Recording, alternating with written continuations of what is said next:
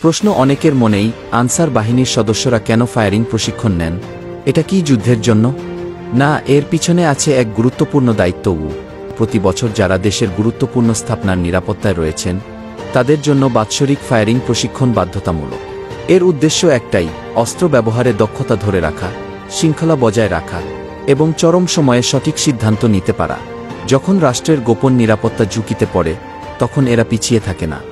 Firing মানে শুধু গুলি ছোড়া নয়, এটি আত্মনিয়ন্ত্রণ, দায়িত্ব এবং দেশপ্রেমের পরীক্ষা। আনসার মানেই শুধু ইউনিফর্ম পরিহিত নিরাপত্তা প্রহরী নয়, আনসার মানে দেশপ্রেমের আত্মপ্রত্যয় উজ্জীবিত এক নীরব যোদ্ধা, এক নীরব শক্তি। আর এই ফায়ারিং প্রশিক্ষণ কঠোর প্রস্তুতিতে গড়ে ওঠে এক নির্ভরতার প্রাচীর। এটাই আনসার বাহিনী।